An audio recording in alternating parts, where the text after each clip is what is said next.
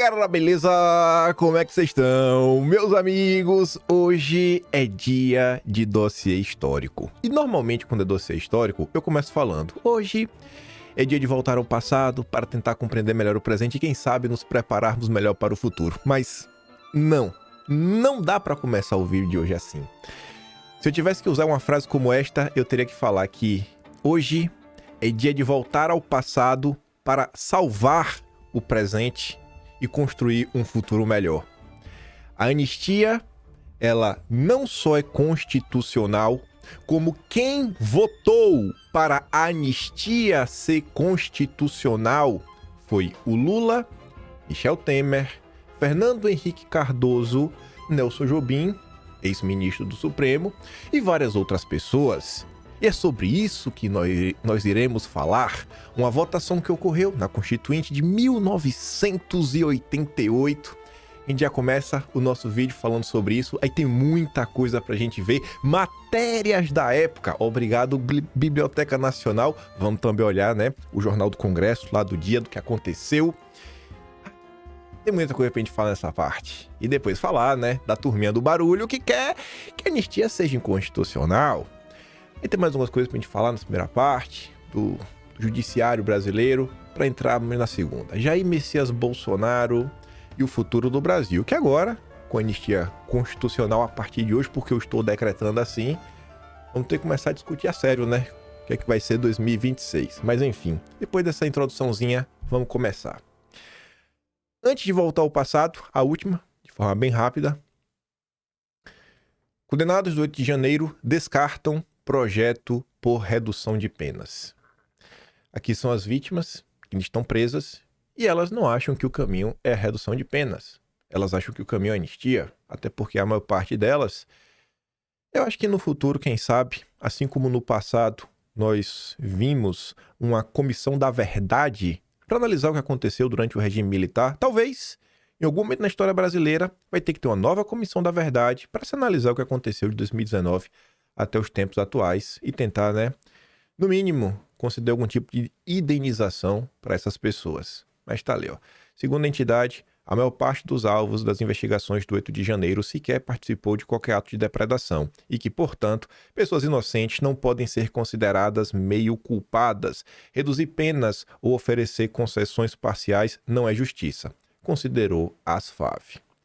E aí, todo dossiê tem um caminho, todo dossiê tem um ponto de partida, e o ponto de partida foi o senhor Jorge Seife. Eu tinha visto isso nos últimos dias, mas eu não queria nem falar, porque eu queria ter tempo para dar uma olhada. E gastou até mais tempo do que eu esperava, inclusive o vídeo de hoje deve ser um pouco atrasado. O Seife tinha postado um material, um destaque 2184, de 88, fevereiro de 88. Tinha colocado isso esses dias, tinha deixado meio que mais ou menos engatilhado. E aí ontem eu tava passando no Twitter, voltou na minha frente, eu falei, não dá pra eu correr, né? Agora realmente tem que encarar, já passou tempo demais. Porque o Roger Stiefelman Leal, que é um jurista, né? Ele escreveu um texto no Jota, a gente vai dar uma olhada nesse texto do Jota já, que ele fala assim, ó, o debate sobre nova lei de anistia tem suscitado contestações sobre a sua constitucionalidade, com base em registros que encontrei há semanas, os mesmos divulgados pelo senador, redigi artigo a respeito, finalmente publicado hoje no Jota. A gente vai ver já, que ele traz mais algumas informações. Mas o que foi o que o Jorge Seife colocou na roda? E que ele disse que não foi nem ele que descobriu, ele dá os méritos ao Luiz Freire, assessor da liderança do PP. Parabéns, Luiz Freire. Você vai salvar a democracia brasileira. Você vai fazer justiça com as vítimas do 8 de janeiro. E o Seife fala assim, ó, pessoal, segue grande descoberta histórica e legislativa. Referente à possibilidade e constitucionalidade de anistia a crimes de golpe de Estado e congêneres, descobrimos que a questão da anistia de crimes contra a ordem constitucional e o Estado Democrático de Direito foi objeto de deliberação específica por ocasião da aprovação da Constituição de 88 e que os constituintes decidiram, na ocasião, que a anistia de crimes de golpe de Estado e congêneres é possível. Conforme anexado Durante a Assembleia Constituinte, os constituintes aprovaram um destaque do congressista Carlos Alberto Caô, que era do PDT, o qual pedia para suprimir do artigo atual, está lá o número, do artigo 5º da Constituição a expressão insuscetível do benefício da anistia, de modo a permitir que os crimes contra a ordem estatal e democrática sejam passíveis de graça e anistia. Foram 281 votos favoráveis à aprovação do destaque contra 120 votos contrários. Na lista de quem votou a favor do destaque que permitiu anistia a crimes de golpe de Estado está o nome de Luiz Inácio Lula da Silva. Já deu spoiler falando isso, né? Mas tá o spoiler, tá lá o nome do Lula. Veremos isso já já. Um dos constituintes que defendeu com maior fervor a possibilidade de anistiar esses crimes contra o Estado Democrático, José Magalhães, sustentou na tribuna: tenho a convicção de que o governo deve estar sempre capacitado à concessão de anistia aos crimes de natureza política, pois muitas vezes esse direito de graça, oportunamente aplicado, poderá propiciar à sociedade e ao governo um clima bem mais saudável, com ampla abertura às crescentes possibilidades de pacificação pelo desarmamento dos espíritos. Ou seja, o constituinte ciente de possíveis crimes políticos incluiu a possibilidade do Congresso Nacional de conceder anistia. Qual a próxima narrativa? Então, mais uma vez, obrigado, senhor Luiz Freire. Aí pode dar uma olhada aqui no material que o CEF postou, está aqui o destaque, 2184. Requeiro, nos termos do artigo 7º da resolução, destaque para aprovação da emenda número 2P00655-8 da Constituinte do Carlos Alberto Caô, retirada da emenda à expressão e insuscetível do benefício da anistia. Tira essa parte, que não pode ter anistia. Pode sim. E tá aqui, ó, o texto. Senhor presidente, requeiro nos termos, aqui, ó, retirada da emenda à expressão insuscetível do benefício da anistia, passa-se ao destaque número 2184, a emenda número 655. O autor é o constituinte Carlos Alberto Caô. A redação é a seguinte: constitui crime inafiançável e imprescritível. A Sua Excelência retira a referência insuscetível do benefício da anistia e continua: a ação de grupos armados, civis e militares contra a ordem constitucional e o Estado democrático. Sua Excelência, o autor da proposição está inscrito para defendê-la, tem a palavra o novo constituinte Alberto Caô. Então, tira essa parte que é inafiançável e relaxa aí que a gente vai botar para andar. Mas vamos chegar lá. Por partes. Vamos voltar no texto aí do Roger. O destaque, 2184, e a anistia. A porta que o constituinte manteve aberta. Nos últimos meses, o tema da anistia voltou ao centro do debate nacional, não pelo avanço de projetos de lei, mas também pela divulgação de vias interpretativas voltadas a demarcar os seus contornos. Uma observação lateral constante de voto proferido em julgamento do Supremo bastou para suscitar controvérsia. Nela, se sugeria que os crimes contra o Estado Democrático de Direito não seriam passíveis de anistia. Trata-se, vale observar, de solução construída a partir do alargamento de restrição constitucional, mediante leitura que estende as fronteiras da Constituição para além do que nela foi textualmente estatuído. E agora, além de alargar no texto, vai alargar do desejo dos constituintes. A gente vai chegar lá, calma que a gente vai na Biblioteca Nacional, vai chegar lá rapidinho. A questão, no entanto, não é nova. Já na Assembleia Constituinte, a anistia se mostrou tema sensível e carregado de simbolismo, fruto das tensões entre justiça, pacificação e política. Mobilizou à época discursos e manifestações nas quais a memória recente sobre as agruras do regime anterior se entrelaçava ao desejo de uma democracia que aprendesse com as feridas do passado. Fazia-se indispensável conjugar a necessidade de responsabilização com as exigências de reconciliação nacional. O espírito que pautou a decisão adotada sobre o tema pode ser encontrado no discurso de vários constituintes. José Magalhães, por exemplo, asseverou ter se manifestado reiteradamente contra as propostas que buscam impedir a concessão de anistia, salvo se tratando do crime de tortura. Na mesma linha, Mário Covas, nome histórico é ligado aos tucanos, Ponderou que, se não fosse possível compreender que um crime, por mais forte que seja, pode criar circunstâncias para as quais o perdão possa ser considerado, então melhor seria que desqualificássemos o criminoso e o condenássemos à morte. Porque se não tem como o cara receber perdão nenhum, então ele já está condenado para sempre. Corroborando essa visão, Nelson Carneiro declarou não acreditar que se deve impedir o Estado de usar a faculdade da anistia por mais hediondo que seja o crime. Preponderava a compreensão de que a vedação à anistia deveria ser uma medida de caráter excepcional, aplicável somente a delitos específicos e previamente delimitados. E aí entraram algum desses delitos. E não está lá o golpe contra o Estado Democrático. Não está isso. Foi sob essa inspiração que o texto constitucional aprovado definiu os limites aplicáveis à anistia. Segundo estabeleceu o artigo 5º, 43, não sei se parar 43, são inafiançáveis e insuscetíveis de anistia os crimes de o que não pode receber anistia. Quais? Tortura, tráfico de entorpecentes, que toca o terror e crimes hediondos. Só isso. Não tá lá, não tá ali. Esquece essa conversa mole. A devida compreensão sobre a questão requer, outro sim, a confrontação de tal solução normativa com um inciso subsequente. Estatuiu-se no artigo 5º, 44, por seu turno, que são imprescindíveis e inafiançáveis os crimes cometidos por grupos armados contra a ordem constitucional e Estado Democrático de Direito. Não é?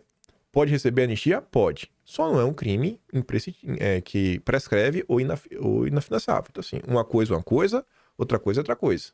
Que o cara faz, passou 20 anos. Não pode ser processado. Mas se quiser colocar anistia, pode colocar. A diferença é clara. Em ambos os casos, há inafiançabilidade, mas apenas no inciso 43 positivou-se a vedação à anistia. Qualquer tentativa de aplicar extensivamente essa vedação aos crimes referidos no inciso 44 esbarra na própria decisão do Constituinte. A esse propósito, cumpre recordar que, na sessão de 22 de fevereiro de 88, a Assembleia Nacional Constituinte aprovou o destaque 2184 de autoria do deputado Carlos Alberto Caú. A proposição foi colocada em votação pelo presidente Ulisses Guimarães, que apresentou nos seguintes termos. Aí está aqui. A gente já leu isso daqui. Eu até vou abrir já o diário do Congresso. Com a aprovação da proposição, para surpresa de alguns constituintes, como noticiou a imprensa na época, e eu adorei o link que o Roger deixou, e eu fui atrás de outros. A Assembleia Nacional Constituinte tomou a decisão inequívoca de suprimir a vedação de anistia aos crimes contra a ordem constitucional e o Estado Democrático. O texto originalmente apresentado continha tal restrição, mas ela foi deliberadamente afastada por essa votação do plenário. Em outras palavras, a concessão de anistia para tais condutas foi confiada pelos constituintes ao juízo político dos representantes eleitos pelo povo a ser exercido mediante o devido processo legal. Tanto o texto do Seif quanto o texto do Roger estão muito carregados de juridiquês. Não é a nossa linguagem do dia a dia, a linguagem do povão. A linguagem do povão é a linguagem da imprensa, que vai ficar muito mais claro. Já estamos acabando.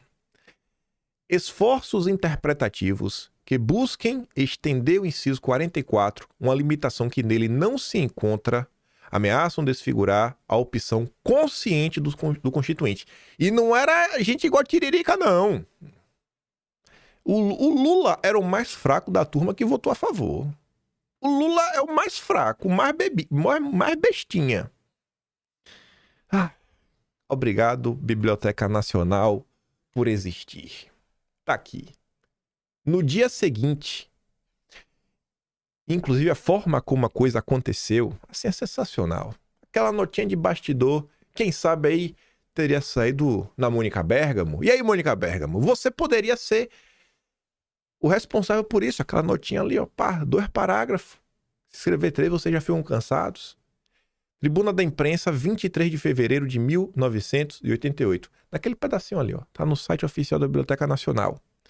A Constituinte aprovou ontem emenda aditiva do Carlos Alberto Caú, tornando o crime inafiançável e imprescritível a ação de grupos armados, civis e militares contra a ordem constitucional e o Estado democrático. Ela foi aprovada por 281 votos, 120 contrários, 20 abstenções. E olha só agora, essa emenda foi votada após um acordo. A emenda que foi votada foi para falar que esses crimes são inafiançáveis e imprescritíveis. Crimes de grupos armados contra a ordem constitucional e o Estado democrático. Isso foi votado após um acordo. Com o acordo, tendo Carlos Alberto retirado de seu texto original parte que tornava também insuscetível de anistia ações de grupos armados. Eu vou tirar... Tiramos a parte que tornava insuscetível de anistia. A gente tirou a parte que proibia anistia. Tá claro? Tá claro? Em português do povão. Se não tá claro, vamos pro pioneiro. 23 de fevereiro de 88. Para surpresa de muitos, emenda aditiva é aprovada. Texto bem padrão, igual ao outro. A Constituinte aprovou ontem emenda aditiva de Carlos Alberto Caú, tornando crime inafiançável e imprescritível a ação de grupos armados, civis e militares contra a ordem constitucional e o Estado democrático. Aí vem, 281 votos favoráveis, 120 votos contra, 20 abstenções.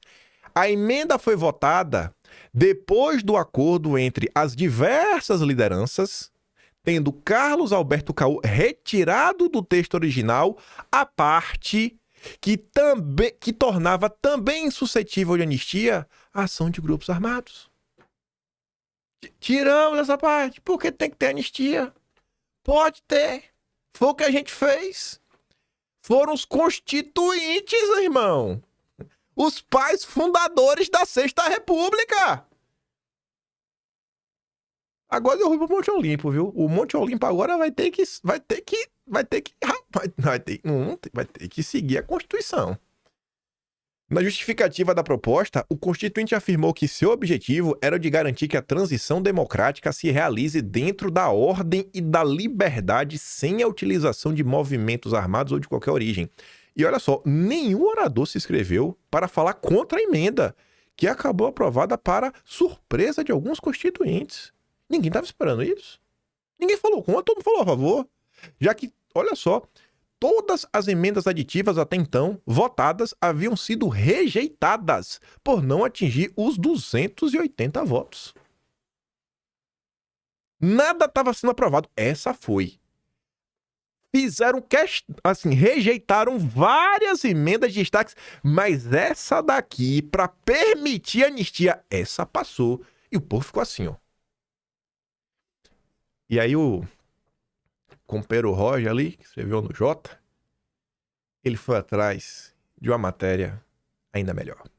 A do Roger tem um gostinho especial, porque é dos golpistas do jornal Estado de São Paulo, o Estadão. O jornal da família Mesquita, a família mais golpista da história deste país. Ação de grupo armado, agora crime inafiançável. O mesmo texto e diz, ó, a emenda foi votada depois de acordo entre as diversas lideranças, tendo Carlos Alberto Caú retirado seu texto original à parte, que tornava também suscetível de anistia a ações de grupos armados. Eu vou tirar, viu, gente, a parte aqui que proíbe anistia para o grupo. Pronto! Nenhum orador se inscreveu para falar contra a emenda, que acabou aprovada para surpresa de alguns constituintes, já que todas as emendas aditivas até então foram rejeitadas por não atingir os 280 votos. De 420 pessoas, 280 votaram a favor. Era a PEC da época. Veja só, hein? E aí agora? Mas calma que fica melhor. Só porque quem tá falando do Estadão, eu espero hoje, aqui agora, deputados da direita brasileira, realizem o meu sonho. Expor o Estadão, lembrar do passado golpista deste jornal, explicando por que a família Mesquita é a família mais golpista deste país, envolvida dentro do golpe de Estado da República, esses desgraçados que tá ali, ó, golpistas não merecem perdão. Merece, Porque vocês mesmos noticiaram no dia 23 de fevereiro de 1988. Então, cala a boca que vocês serão responsabilizados um dia nesta vida. Vocês e a família Marinho. Tá ali, ó. Concordo com a frase: golpista não merece perdão. Todos os jornalistas do Estadão devem perder o emprego e fechar o jornal golpista. Parabéns, Alan dos Santos. Menos que isso aqui, não dá para tratar o Estadão. Mas vamos voltar. Fico nervoso com o Estadão. Diário da Assembleia Nacional Constituinte. Vamos dar uma olhada? Vamos atrás do Lula. Lulinha. Lulinha. Tu votou, agora aguenta. Votou, Lulinha. Agora tu aguenta. Tá aqui, ó. Vamos começar. Não sei se tá dando pra ler. Também que já tá bom, né? Requerimento de destaque 2184. Aqui, né? O texto lá que o print que a gente já tinha mostrado mais cedo, ó.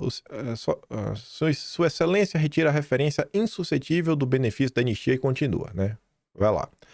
Aí tem aqui o Carlos Alberto Caô, seu presidente, seus constituintes, estou aguardando que sejam concluídas as manifestações do José Genuíno, do PT. Ei, Genuíno. Esse Genuíno, viu? Liz Guimarães. Não, nós aqui estamos aguardando a palavra de Vossa Excelência. Pode falar, tá bom. Seu presidente, nobres constituintes, seu relator, constituinte Bernardo Cabral. Eu tenho um grande apreço pelo Bernardo Cabral. E ele votou sim. Gosto de você ainda mais, Bernardo Cabral. O destaque é a emenda que ora submetemos. Aí tá lá 3 pontinhos. Peço atenção da casa para o orador.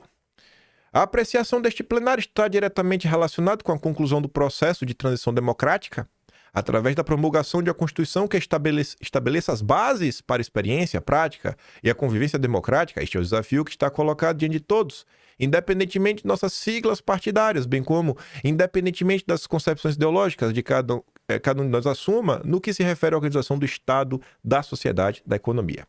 Postando na possibilidade, às vésperas, vai ver aquele discurso, né? Toda a ladainha. Outra fonte de inspiração é exatamente a experiência histórica dos países recém-saídos de regimes autoritários. Então, veja só. A turma que hoje aí tá no pitaco, não é porque vai acontecer isso, aquilo. Não. Esses rapazes aqui viveram numa época de autoritarismo, o mundo bipolar, né, ditaduras, e ainda assim eles votaram para permitir a anistia. Aí fala, a Constituição da Espanha, portuguesa, grega, cria uma instituição desse mecanismo de defesa do Estado democrático e da sociedade civil democrática, quando esse destaque e essa emenda se referem à necessidade de estabelecer e se definir como crime a ação de grupos armados civis ou militares contra a ordem constitucional e contra o Estado democrático, nós também defendendo, sobretudo, o exercício do direito à cidadania. Estamos defendendo de modo especial a mais ampla manifestação dos organismos, dos órgãos e dos movimentos criados e gerados pela sociedade civil. Não se trata, portanto, senhor presidente, de defender apenas formalmente a organização representativa. Trata-se de estabelecer, através da Constituição, que os mecanismos de participação popular que hão de transformar a democracia brasileira na democracia governante, na feliz definição de Jorge Bourdieu, estejam assegurados através da aprovação desse destaque, dessa emenda. A promessa e a aposta que nós realizamos é a viabilidade de termos, através desses mecanismos, a possibilidade e a perspectiva de realizar a revolução democrática dentro da ordem capitalista, efetivando as transformações sociais dentro da ordem. Então, o cara é meio lacrador, né? Este é o princípio em que se lastreia a nossa emenda e o nosso destaque. Por isso pedimos a aprovação. Aí está Luiz Guimarães, a proposição de Caô, com a expressão que Sua Excelência retirou, que é de conhecimento da casa, tem parecer favorável do relator. O relator, Bernardo Cabral, brabíssimo. Esse cara, eu vou falar dele já, para quem não lembra dele. Voltaremos à proposição do constituinte Carlos Alberto Caô.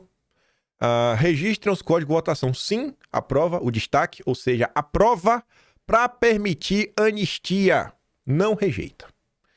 A possibilidade de abstenção. Acionem simultaneamente o botão preto no painel e a chave sob a bancada, mantendo-os pressionados até que as luzes se apaguem. Procede a votação. Votou. Resultado: 280 sim, 120 não, abstenção 20. Quem votou sim, votou pela anistia. Vamos lá. Aí eu separei aqui o nome. Tem vários nomes. Sim, não, abstenção, sim, não, papapá, pipipi. Aí vem pra cá. Quem é Bernardo Cabral? além de relator da Constituinte, o Bernardo Cabral ele teve um papel importantíssimo no Brasil contra o Instituto Hudson e o projeto dos Grandes Lagos, que visava basicamente dividir a Amazônia com vários lagos, que já são meio que espécie de uma fronteira natural, dividir para conquistar, né? Tu já entendeu o processo. Foi um ataque gratuito à soberania nacional brasileira que, graças a Deus, o Bernardo Cabral ficou contra. Um deputado lá do Amazonas e que, mais uma vez, está do lado certo da história. Parabéns, Bernardo Cabral. O senhor é brabo. Aquele ali, me parece, posso estar errado, mas me parece que é o pai de Rodrigo Maia, né? César Maia. Sim. Eita! E aí, Rodrigo Maia? Esse é teu pai, é? César Maia? Que votou sim? Ah, pai. Pai do Rodrigo Maia, viu? Aí vamos pra cá. Deixa eu dar um zoom maior pra gente não pular o nome nem. Não dá pra dar um zoom mais do que isso, não. Eita, olha esse aqui de amarelo. Fernando Henrique Cardoso. É esse aqui que chamam de FHC? Ex-presidente? Um dos piores de todos. Ele votou pela anistia também, hein? E agora? A opinião de FHC não vale mais? Ah, FHC. Oxente. Não é possível. Quem é esse aqui? Eu não tinha visto. Geraldo Alckmin Filho? Já pensei no Wikipedia, eu não tinha visto esse nome. Tô falando sério, não tinha visto, não. Eu li rápido. Geraldo Alckmin Filho. Deixa eu ver quem é. Não é possível. Não é possível. Não, não é possível.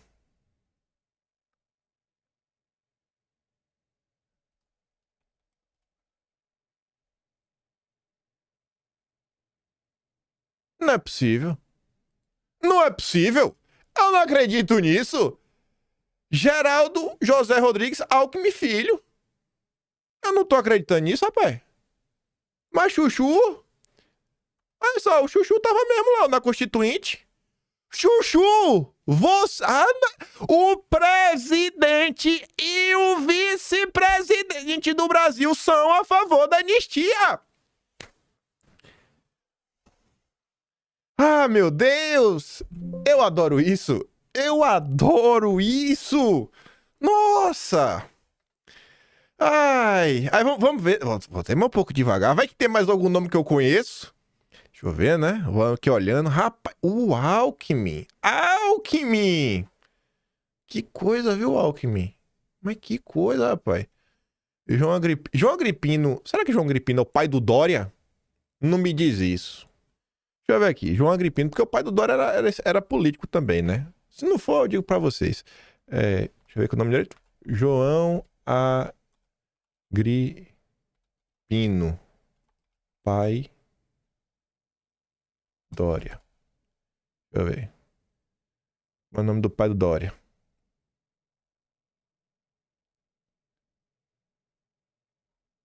Qual era o nome do João Dória?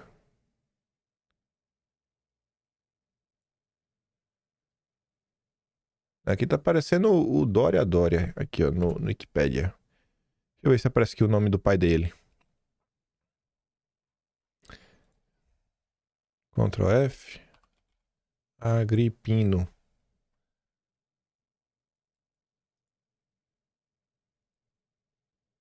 Deixa eu ver aqui.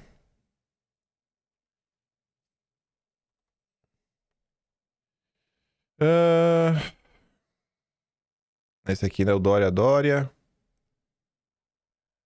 João Agripino. Constituinte. Deixa eu ver. É isso aqui mesmo, ó, João Agripino. Eu acho que o pai do Dória, viu? Não. Deputado federal, senador e governador da Paraíba. Eu acho que é outro, viu? João Agripino. Será que esse aqui é o pai? Não é o pai do Dória, não. Acho que é outro. Enfim. Esse aqui não é o pai do Dória, não. Mas o outro era o Alckmin, viu? O outro era o Alckmin. Aí tem mais aqui. José Agripino. Acho que é José Agripino. Eita, pai, tá. O pai do Dória é José Agripino, né? Não, João Agripino também. É o nome completo do Dória. Deixa eu ver aqui. José Agripino.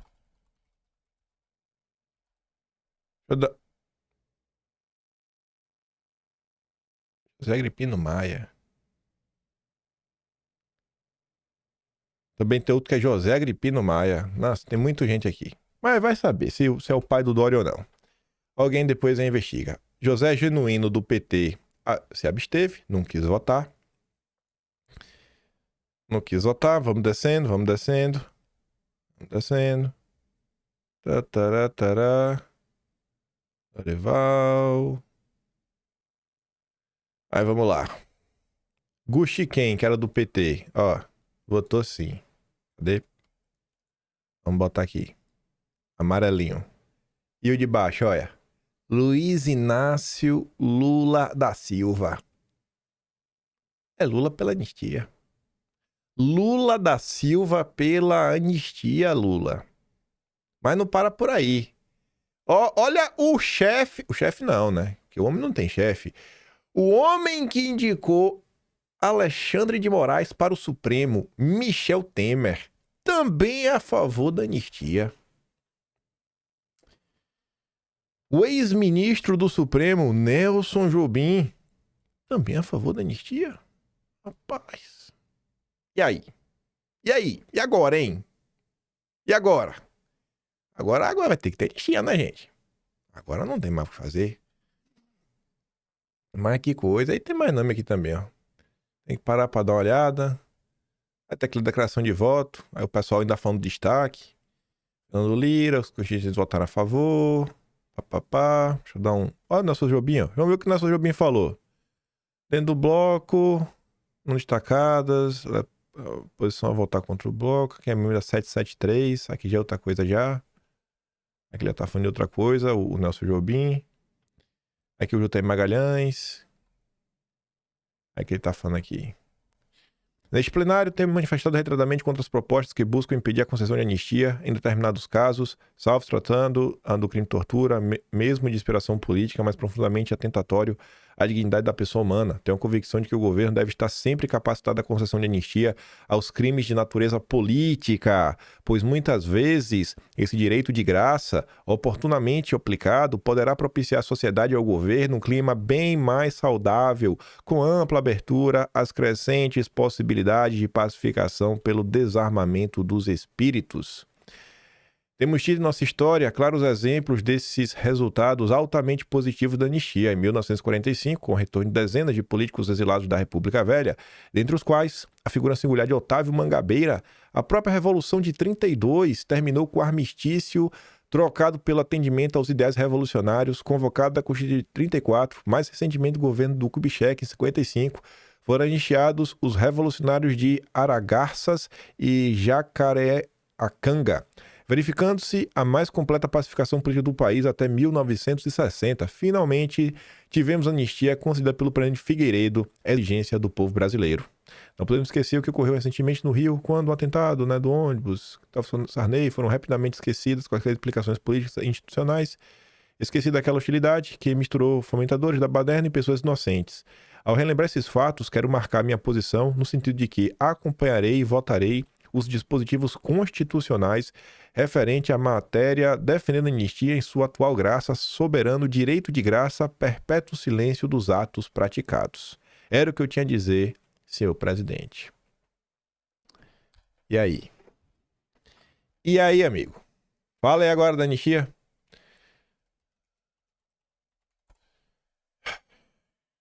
Deixa eu dar uma pausa aqui. Eu não pesquisei. Deixa eu ver se a Globo noticiou na época. Deixa eu dar uma pausa aqui. Só mostrar logo, né?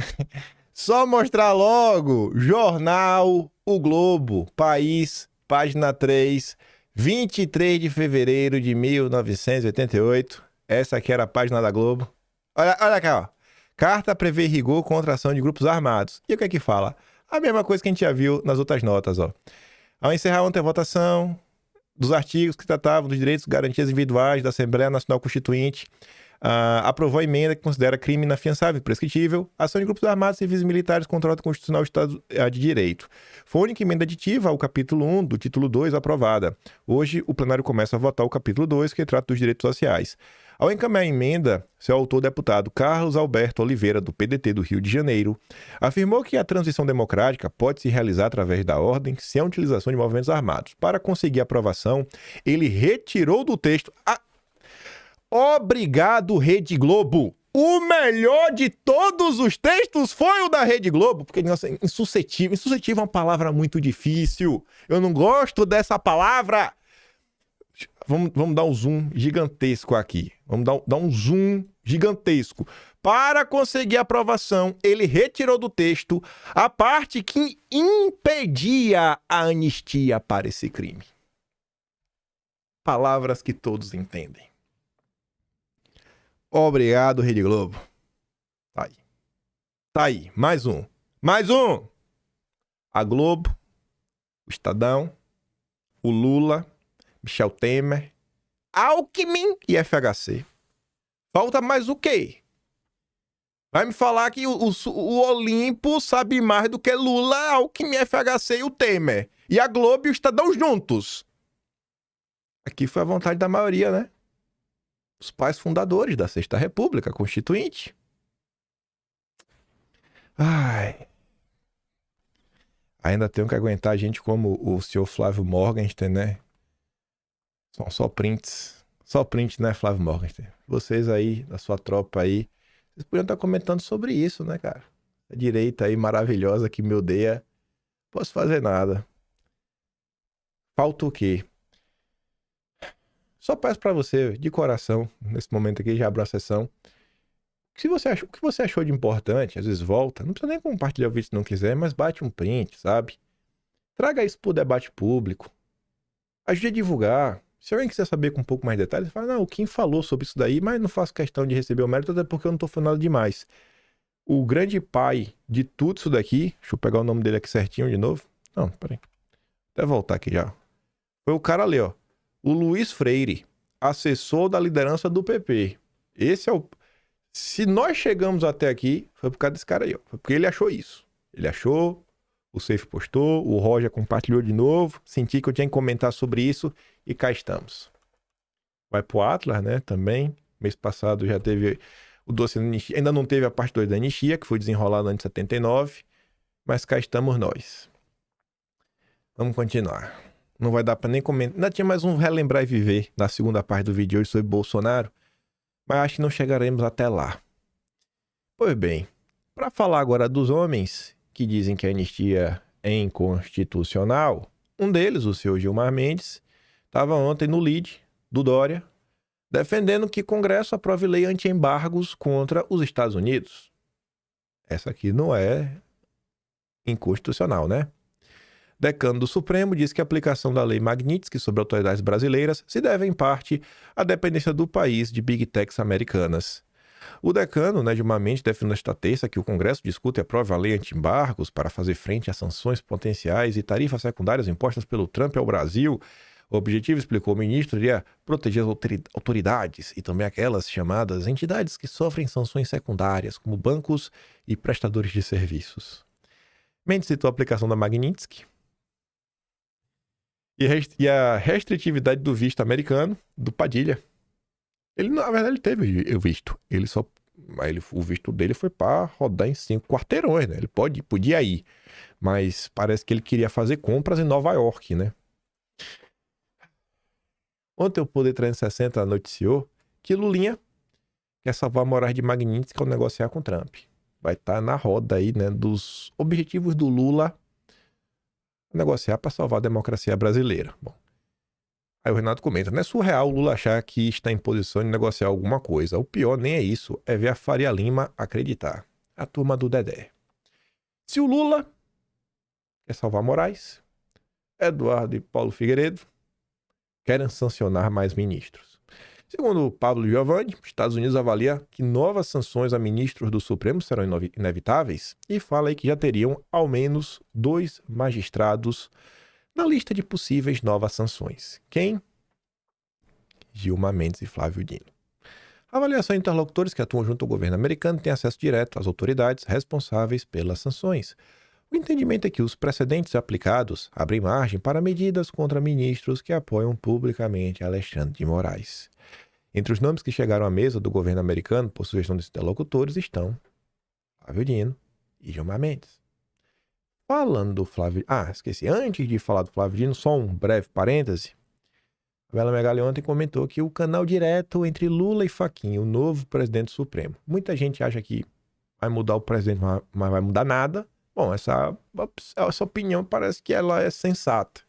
Segundo a Bela Megali, discreto e avesso a articulações políticas, o novo presidente do Supremo, Edson Fachin, tem canal direto com Lula. Integrantes do governo próximos ao chefe do executivo garantem que não haverá interlocutores entre ambos e que Lula e Fachin possuem proximidade e liberdade para conversar diretamente. A relação vem de antes do ministro assumir o comando do judiciário. Uma longa relação de amizade. Mas agora falando do Flávio Dino e falando de amizade, mas talvez de uma amizade um pouco mais recente, ainda não é... meu Deus, eu tô empolgado com a questão da anistia ali atrás. Ficou fora de ordem. É amizade aqui, ó. Pronto, só pra eu falar. Olha lá. Que sorriso bonito aí. Eita, rapaz, no lead, mas vamos voltar. Só pra um aviso rápido, né? O Flávio Dino, que abriu aí um inquérito para investigar os possíveis crimes de Bolsonaro durante o Fica em Casa e que teriam lá, né, sido catalogados, identificados pela CPI do circo. Ele disse que vai analisar os crimes de Bolsonaro com imparcialidade. Eu não esperava outra coisa de um ministro técnico, 100% técnico. Tudo muito técnico. Aí, continuando na técnica, olha o João Dória. O ministro Dino deu um verdadeiro show no terceiro Brasília Summit. Em sua fala abordou tecnologia, inteligência artificial, os desafios das fake news, mostrando como o Brasil pode avançar com inovação, mas com responsabilidade. Aí o Caião brinca, no final do dia, todos eles acabam sendo a mesma coisa. E são o quê? O anti-Lula, o anti-PT. O Dória já foi o antipetista, o Alckmin já foi o antipetista. Quem é o que pensa como vai atuar Geraldo Alckmin, o escolhido do PSDB para enfrentar o presidente nas urnas?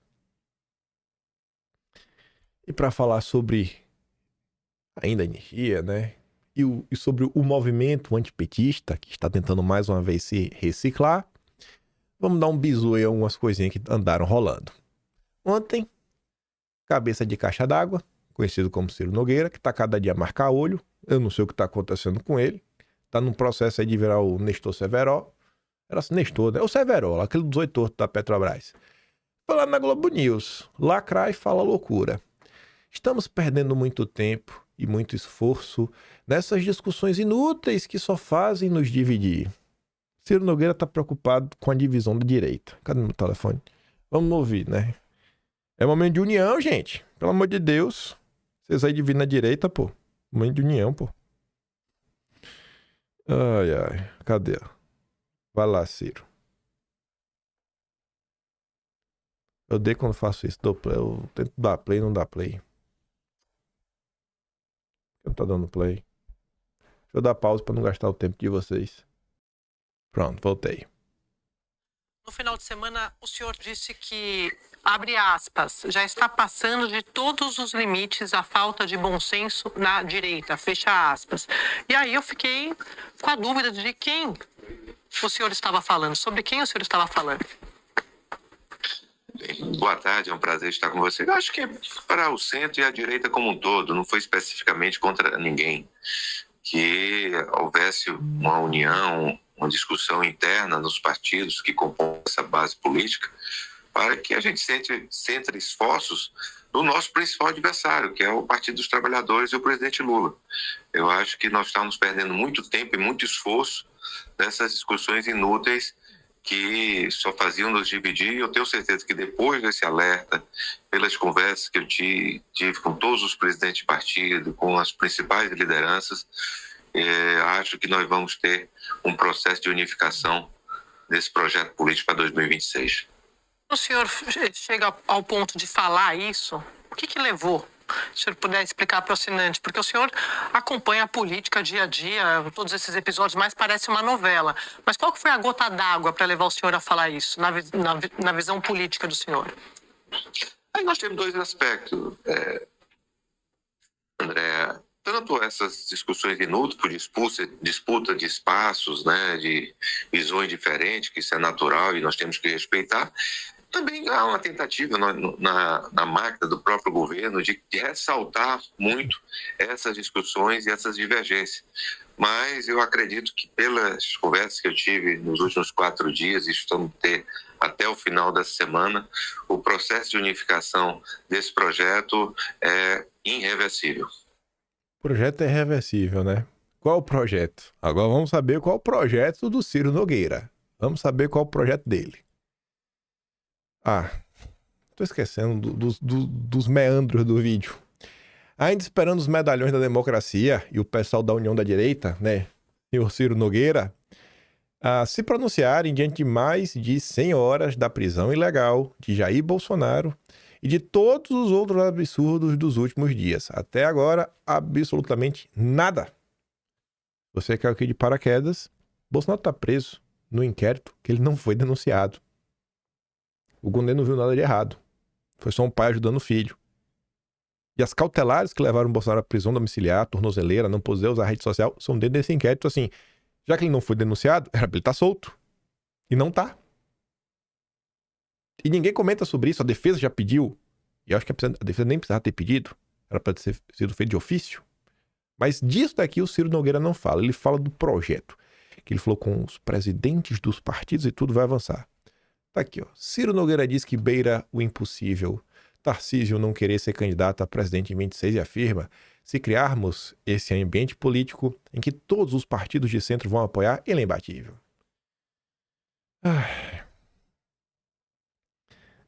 Reforçando, o senhor acha que o governador Tarcísio vai ser candidato à reeleição em São Paulo ou vai colocar o nome dele como possível candidato a presidente? Eu estava presente no dia que o governador Tarcísio, no Palácio Planalto ainda, foi chamado para Bolsonaro para discutir a candidatura dele. O Tarcísio ia ser candidato eleito, praticamente nomeado por Goiás, com apoio do governador Caiado, e o presidente Bolsonaro deu a missão dele disputar o governo, ele nem discutiu, cumpriu essa missão. O Tarcísio só vai ser candidato a presidente se tiver o apoio do presidente Bolsonaro. Isso aí ele jamais trairia o presidente Bolsonaro. Agora, se nós todos, não só o Bolsonaro, dermos essa missão a ele, eu não tenho dúvida que ele será eleito até com certa facilidade. Mas e se ele não quiser ser candidato, o senhor acredita nessa avaliação do próprio governador? Olha, se ele não quiser candidato, ele não vai ser, mas todos os partidos de centro vamos apoiá-lo. Ele tem o apoio do presidente Bolsonaro. Ele hoje tem 40% de desconhecimento, tem 20% também de rejeição do que o Lula. Ele está empatado nas pesquisas, numa eleição tão polarizada, ele é imbatível. Então ele não vai deixar de ser presidente da República e fazer as transformações que esse país precisa. Mesmo com alguém da família Bolsonaro na vice? É uma discussão que nós vamos ter. O senhor acha que o senhor defende isso ou o senhor acha que não? É melhor um nome... Isso aí é uma discussão que nós vamos ter depois de escolhido o candidato. Eu acho que fica muito complicado você já começar a discutir quem é o vice antes de escolher qual é o candidato, qual é o perfil do candidato, quem se sumou. Vou dar um exemplo. Na eleição passada, eu mesmo, que o presidente Bolsonaro, quando eu era candidato à reeleição, eu defendia que naquela época a candidata fosse a senadora Tereza, que se ela tivesse sido a candidata, teríamos ganho a eleição. Né? Então é uma discussão que nós vamos ter. O candidato a vice, a primeira coisa, não pode trazer rejeição, não pode trazer nada que pese para a candidatura, mas é uma discussão que tem que haver só depois de ser escolhido o candidato. O senhor acha que o candidato a vice não pode trazer rejeição, que é o que vocês acusam Bolsonaro de trazer, quem tem o nome Bolsonaro, né? Trazer rejeição. O plano do Ciro Nogueira segue sendo o mesmo. Colocar o Tarcísio e ele ser o vice. Tarcísio pode falar 1000 vezes que não vai ser, não vai ser, não vai ser. Você acredita se você quiser, o Centrão não vai desistir disso. Inclusive tá ali a mesma Andréa Sadi, e depois só levou o Ciro Nogueira para falar o que ele falou em off para Andréa Sadi. Centrão quer antecipar a time de candidatura de Tarcísio e quer que Bolsonaro enquadre Eduardo Bolsonaro. Ninguém com poder de fato no Centrão ou entre empresários que têm acesso ao Tarcísio acredita na versão que o governador desistiu de ser candidato à presidência. Nos bastidores, a leitura é que os últimos movimentos são um recado direto de forma de pressão a Bolsonaro em 2 principais. Que o ex-presidente enquadre seu filho e que o time da indicação para 26 seja antecipado para já. Na avaliação de líderes do Centrão, o principal obstáculo para a viabilidade da candidatura de Tarcísio não é Bolsonaro, mas sim a ala radical do bolsonarismo. Liderada pelo Eduardo Bolsonaro, Bolsonaro que é problema para Tarcísio não é o Jair, é o Eduardo, diz um cacique do Centrão, Ciro Nogueira. Tarcísio é alvo constante dessa ala, que gostaria que ele sinalizasse mais radicalismo. Radicalismo de assim, Tarcísio, nomeia alguém, cara, de direita, sabe? Ai, como é radical! Cadeirudo. Não vende as empresas brasileiras para BlackRock, para o Daniel Dantas. Ai, que radical! Cadeirudo, esquece essa história aí que dinheiro não tem carimbo. Ai, como é radical! Então, assim, qualquer coisinha que você pede é muito radical. Ó, abandono na agenda SG. Não, é muito radical. Aquela secretária mesmo do meio ambiente, minha Nossa Senhora. Tudo é radicalismo. O que ele não está disposto a fazer, está todo mundo vendo também. Por isso, o recado do Centrão a Bolsonaro é para que ele enquadre o filho e controle os seus radicais, garantindo que Tarcísio possa ter o apoio do ex-presidente sem sofrer com fogo amigo. O segundo ponto da pressão do Centrão é sobre o cronograma. O grupo quer que Tarcísio seja oficializado como candidato de Bolsonaro agora e não no tempo de Bolsonaro. O objetivo, segundo a apuração, é evitar reeditar 2018, em uma referência direta ao que aconteceu com Lula e Haddad. Naquela eleição, a avaliação em que Lula esticou demais a própria candidatura, inviabilizando-a e não dando tempo para que Haddad pudesse construir a sua. O Centrão quer controlar o timing para não repetir o erro. Aí Renato fala, né? Rapaz, o Centrão sempre tentou domesticar lideranças que não nasceram dentro dele, tratando apenas como peça de reposição. Se aproveita da popularidade do Jair e da energia do Eduardo Bolsonaro, mas, ao mesmo tempo, age para silenciar quem não aceita a sua tutela. A lógica é de conveniência. Impor o próprio tempo, o próprio selo, o próprio discurso, mesmo que isso enfraqueça a oposição. E quando o aliado já não serve, é descartado sem cerimônia. E fica a pergunta, por que a Federação União Progressista abraçou Eduardo em Nova York e agora o trata como radical? Aquelas juras de amor eram só conversa fiada? Se o Centrão quer tanto governar, por que não assume de vez um projeto 100% à direita, em vez de viver às custas dela, sem nunca sair do meio? Aí aqui é o Ciro Nogueira. Olha o que ele fala do Eduardo. Nós não podemos ter um candidato na direita ou no centro que esteja nos Estados Unidos que não pode voltar ao país. Então, não tem a menor viabilidade. Agora, Ciro Nogueira, se tu assistiu o vídeo de hoje, você vai ver que a anistia é constitucional, teremos anistia, vamos acabar com os inquéritos, vamos acabar com a perseguição no país, Eduardo vai votar e vai ser nosso presidente se o Jair não quiser. Tá resolvido, irmão. Só não seja um safado. Eduardo terá partido se disputar a presidência, diz Paulo Figueiredo. Deu uma entrevista rápida para o Metrópolis, basicamente falando, irmão, o Brasil tem 30 partidos, é quase infantil achar que um não teria vontade de ganhar 25 ou 30 deputados e talvez alguns senadores. Claro que ele está sendo assediado, mas uma decisão que não precisa ser tomada agora. Tudo no seu tempo. Aí vamos falar da direita do Ciro Nogueira. Falar algumas coisas, outras vai ficar para amanhã. Cauã, na sua eterna busca aí de resgatar postagens antigas de Olavo de Carvalho que envelheceram melhor que vinham. Isso deixa claro que o apoio a Eduardo é, antes de tudo, um dever moral. Mais do que um projeto de país, trata-se da defesa dos nossos valores. Se você observar todos os governadores democráticos, verá que eles são exatamente aquilo que Olavo descrevia como direita moderada. 4 de março de 2019. O que é que Olavo falava? A direita moderada, no governo, jamais deixará o povo ter armas. Jamais proibirá o aborto, jamais fechará os partidos aliados da Farc, jamais imporá o hino nacional nas escolas, jamais frustrará os planos das ONGs globalistas, jamais amordaçará aqueles que amordaçaram durante décadas. Serão pragmáticos. O caminho que eles seguem é outro. Aí eu fui atrás de algumas coisas, né? Que eu acho que envelheceram bem demais. Eu queria mesmo fazer algo que eu não sei por onde começar. Tentei fazer, mas o Olavo não comentava tanto assim sobre política e eu não sei, na época, quem estava comentando. Mas quem viveu a eleição de Bolsonaro... Bolsonaro já era candidato, assim, claro, desde 2016. Já estava bombando no país, já em 2016. No meio ali, já um ponto passava, já enchia aeroporto. Só que tinha o tempo inteiro A turma tipo Ciro Nogueira da época, não é o candidato certo, não, é muito radical, não, é muito isso, papapá, pipipi, e sempre vinham com algum outro nome. O Amoedo, o próprio Mourão. Eu queria trazer isso, esse passo a passo. Mas como eu não achei esse passo a passo, achei algumas outras coisas, que aí você vê e você analisa hoje, né? Depois dos 4 anos de Bolsonaro, tudo que aconteceu, fazendo autocrítica, e talvez essa autocrítica não deva nem ser feita a Bolsonaro, mas à própria direita. 8 de julho de 2017. Bolsonaro ainda tinha 1 ano para a eleição. Pensem o que bem desejem do Bolsonaro, mas contestem, se puderem, as seguintes afirmações. Primeiro, Bolsonaro é um dos raríssimos políticos que jamais se envolveram em qualquer esquema de corrupção. Bolsonaro é o único presidenciável que dá mais ênfase à segurança pública do que à economia, isto é, o único que tem senso das proporções no julgamento das urgências nacionais. Eu acho que tratando de urgência nacional, aqui foi em 2017, se a gente corta agora para 2025, eu acho que recuperar a mínima harmonia entre os poderes, o fim da perseguição política, eu acho que está na ordem do dia, mais importante do que a economia. E eu acho que só Bolsonaro e o Eduardo seguem essa linha. Ou tem algum governador democrático que acha que a luta contra a juristocracia é mais importante que a economia brasileira. Bolsonaro é o único presidenciável que jamais cortejou a elite esquerdista hegemônica, muito menos a mídia.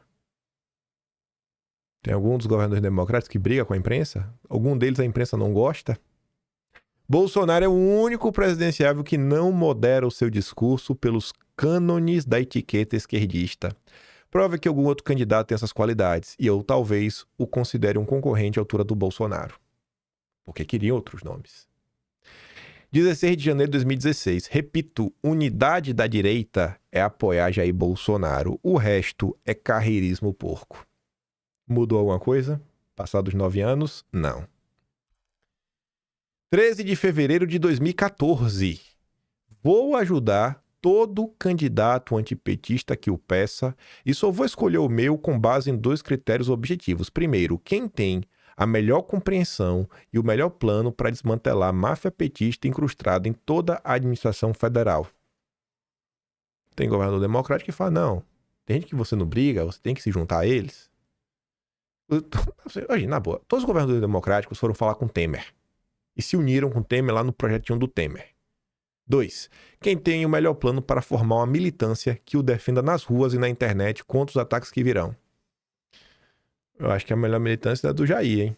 E a turma do Jair está disposta, pelo menos eu estou, a defender o Eduardo.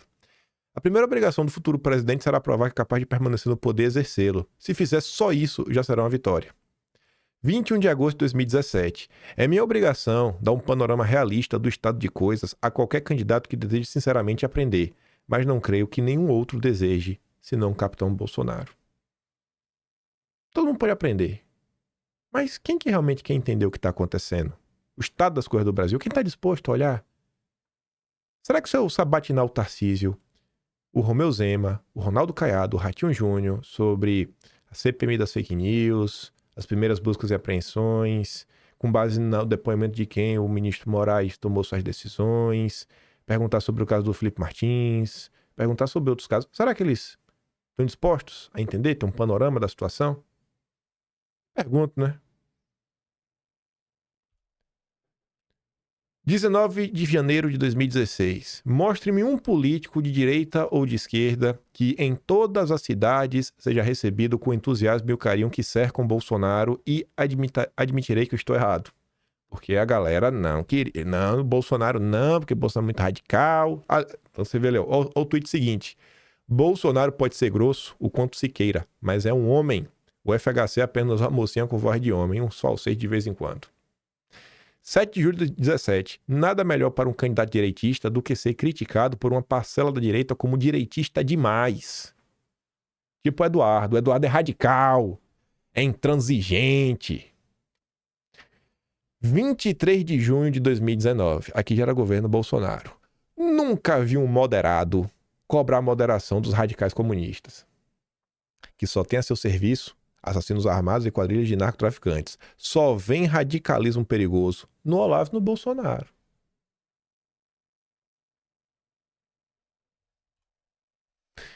Ou o Bolsonaro ou o Foro de São Paulo. Não há terceira alternativa. Esquece a terceira via. 2 de outubro de 2018. O que mais me chama a atenção no Bolsonaro? Nunca vi outro candidato presidencial com um programa tão modesto e realista. O oposto simétrico de qualquer totalitarismo. 22 de fevereiro de 19. Só o Bolsonaro tem um projeto para o Brasil. Os outros não pensam no Brasil. Só pensam no Bolsonaro. Ah, Jair.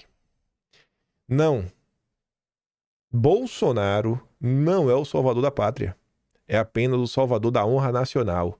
E ele não falou isso daqui para desmerecer o Bolsonaro, não. Porque um ano depois, os que esperam mudar o Brasil mediante a simples eleição de Bolsonaro à presidência, nada mais farão com isso, além de entregar o seu candidato aos leões. Onde é que está Bolsonaro hoje? Está preso.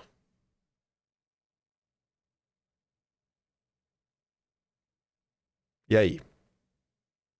A galera aí que achava que em 4 anos, sem Congresso, sem porque a juristocracia joga ao lado do Lula, sem apoio da elite financeira, sem nada. 16 de fevereiro de 2018, mais uma vez. É loucura esperar que um presidente de uma nação de terceiro mundo, ou mais ainda, um mero candidato presidencial, bata de frente no esquema globalista. Isso talvez seja possível daqui a uns anos, quando o sistema de dominação mundial apresentar rachaduras mais fundas. Poxa, Olavo, se o senhor tivesse vivo hoje, Trump cortou o dinheiro da Alceide, cortou o dinheiro do Ned e tá indo pra cima dos Soros. As rachaduras vieram. Agora o que é preciso é paciência e ganhar força pouco a pouco, mediante acordos bilaterais com governos nacionalistas. A prioridade nacional é a segurança pública, não uma guerra maluca de autodestruição. E olha lá tá ali, os governos nacionalistas, tipo Trump, Orbán. É porque no Brasil o pessoal tem muito preconceito com isso aí. Sabe, é uma limitação que eu vejo parte da direita brasileira. Tudo é comunismo. É nacionalismo na cabeça da direita, tudo é comunismo. Tudo se não for o liberal, conservador, que acelera, que baixa a cabeça pro Partido Novo e os intelectuais de direita, nada presta. 22 de junho de 19. Desde antes da eleição avisei que a vitória de Bolsonaro mobilizaria contra o Brasil forças internacionais temíveis e que, por isso mesmo, elegê-lo era menos importante do que formar uma militância organizada e adestrada para defendê-lo. O povo está a favor de Bolsonaro, mas ainda é apenas massa amorfa sem organização permanente. Enquanto isso, milhares de falsos amigos do presidente, e alguns meus, se aproveitam do sucesso dele para subir na escala social e poder agir contra ele mais eficazmente. Em 22, o Olavo reforçava: apoio popular não é poder. O governo Bolsonaro é a maior prova disso. Porque o pessoal falava, ai, Bolsonaro tinha o povo. Podia ter feito já no início do governo que tinha o povo. É, tinha o povo, tinha. Boa, o povo! E cá estamos nós. Tem mais umas coisas que eu queria comentar, mas cada um dos outros candidatos tem um sonho dourado, ser Bolsonaro quando crescer. É esse daqui, ó. Tem esse aqui e outro que eu tenho que comentar com calma. E tem umas coisas aqui, voltaríamos ao passado para as eleições de 46, se eu não estou enganado. Eurico Gaspar Dutra contra Brigadeiro Gomes. Mas falaremos disso possivelmente amanhã. Por hoje, a parte principal, esse achado histórico. A anistia é constitucional. Lula votou por isso. FHC votou por isso. Alckmin votou por isso. Nelson Jobim votou por isso. Grande Bernardo Cabral. Foi um bom deputado, foi um bom político brasileiro. Estava no lugar certo, nas vezes que eu o procurei. Ai. Dessa vez, é voltar no tempo para salvar o presente, viu? Vamos que vamos. Enfim, gente, se gosta do meu trabalhinho, quiser me ajudar um pouco mais, pode se tornar membro do canal, tem um botão de valeu, tem um Patreon na descrição e tem um Atlas brasileiro, né? Que a gente vai salvar isso de forma organizada para a posteridade, como estamos fazendo quase todos os dias. 1º de outubro hoje, né? Começamos o mês com o pé direito. Começamos o mês com o pé direito. Agora não tem mais conversa de dosimetria. Não me vem com esse papo. Não me vem. Esse daqui é um assunto que eu acho que quem colocou na roda foi o Safe. Que na verdade foi o cara lá que achou. Eu acho que todos os parlamentares do Brasil de direita deveriam estarem letrados nisso daqui, porque eles dão entrevista, eles têm redes sociais bombadas. Inclusive, aí convido o garoto Nicolas Ferreira a fazer um vídeo lá com fundo preto, que você é muito bom em fazer, você tem um engajamento gigantesco. Faça um vídeo, Nicolas, comentando sobre isso. Quiser que eu te mande as imagens em alta resolução, fala aí, senão eu te falo como achar também. Não quero neocrédito não, sei que você não gosta de mim, também não faço nenhuma questão de gostar de você, mas ajude aí, cara, use sua voz aí, se levante, é para ajudar o Brasil. Vá lá. Não me deu biscoito, não. Tô aqui lhe oferecendo só uma mão, só que acho que isso daí é muito importante para a nação, vai até lhe engrandecer, você vai surfar no engajamento, no hype. Não podia deixar de dar essa alfinetada, né? Aquele grande beijo e abraço. Vejo vocês amanhã. Tamo juntos. Valeu, meus amigos. Fui.